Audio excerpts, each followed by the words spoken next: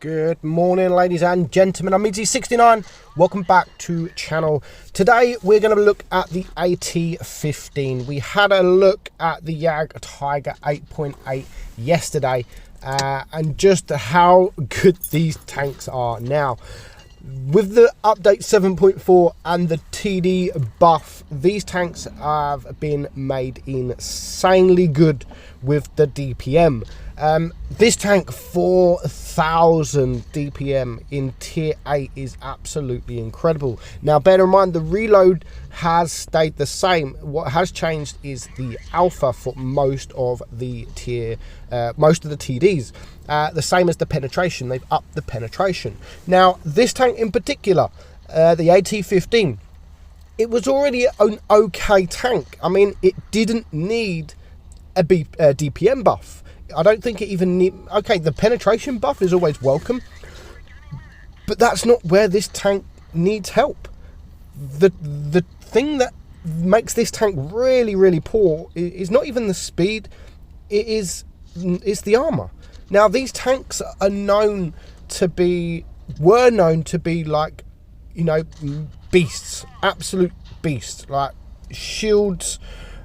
You sit in front of the enemy and no one can pen you. It's changed now. It's changed. Now, I hate the fact on this tank in particular, the hatch is really weak and the front is actually really weak. And those even tier 7s that do struggle to penetrate you, as soon as they switch to Pramo, then they can penetrate anywhere. I won't mind the tank. I think it would actually be a really nice tank is if they buffed one or the other. They either buff the hatch so it's impenetrable, you can't pen it, or they leave the hatch as it is and they buff the front. Because at the moment, there's not a lot you can do, and the only thing you can really do with the tank is try and out DPM them. And that's all you can do, perma-track them, because you have got such a small reload that you can perma-track and hope that your DPM is better than theirs. Now with 4,000 DPM, you're gonna have better DPM than them. But I still think it didn't need the alpha buff. It didn't need the alpha. I know Wargaming buffed pretty much the whole TDs, almost every line, but I still think it's got great DPM. It's got great DPM, don't get me wrong. But you need to be able to use that DPM, and you either sit in front of the tanks and trade shots with them, or you sit at the back and hide behind your team and pump out that DPM. Now, the thing with this is if you use the tank to move out the way, Pantera, to hide behind buildings, like we are kind of like here, to hide that hatch, then that is where your tank should be kind of overpowered in a way, just like tanks like the Badger. If you hide the bottom plate, the Badger's OP, and there's loads of tanks like that where if you hide a certain position, or if you get your tank into a certain position, your tank becomes OP. You can't do that with this no more. If you hide the hatch, you're showing the whole left side of your tank. That is also really weak. Everyone, if they can't pen you, everyone just goes for the hatch. Look at this AMX 5120 here, like right at the start of the game. He doesn't want to know these two KPFs right next to me. He's just aiming at my tank, penetrating every single time. Now that is 1,335 damage, straight up. No bounces, nothing. And that is the problem with this tank. So the only way to deal with your enemy is to out DPM him and hopefully sit behind your team. Look, this guy here, he's aiming for that hatch. Everyone just aims for the hatch. I do believe Wargaming should buff the hatch. They definitely need to buff the hatch. However, you can, with the correct enemy, with the right enemy, you can still get some bounces.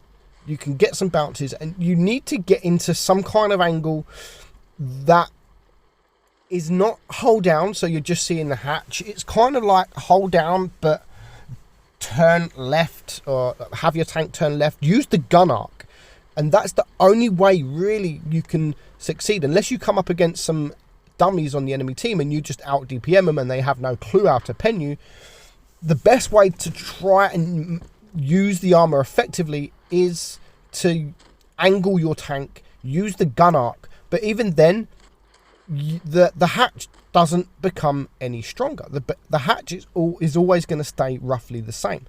But the front plate does become stronger when you start angling, like this kind of angle against the enemy team. But you can't, it's not got enough gun depression to get over here. And even if you do, you're going to get up. And even at this angle, everyone can see your hatch. Now, Zay2 here, this is his first ever game in the tank. He heard it had 4,000 DPM. He went and bought the tank, and this is his first ever game. My man Zay2 from the Rain Clan on NA server. So you can see he's bouncing, but he is bouncing from distance. He's not bouncing from tanks staring right at front of you. He's bouncing from tanks from a lot of distance. And the best thing, as I've said about this tank, is the perma-tracking. Perma-tracking tanks like this, FV trying to get behind, nope, stay there. And then another 3.4 seconds later, you're gonna take a shot. And it is so much fun. It is so much fun to do perma-tracking heavy tanks where they use their repair kit and then you just track them again. Just like this poor Emil 1. Zay2 is just gonna perma-track him every single shot and he just cannot move. It's frustrating for a player. It's so frustrating for a player when that kind of stuff happens. You might as well just throw your phone or throw your device out the window because there's nothing you can do about it, especially if you're in a turretless TD, because there's nothing you can do. You can't shoot, you can't turn, you can't even move your turret. There's nothing you can do. So I do think Wargaming can change this, and it's not just this tank. I mean, the lower tier down you go, the stronger the hatch actually becomes, and the stronger the front plate actually becomes. But the higher you go up, it just gets weaker and weaker. I mean, the tier 8, the tortoise.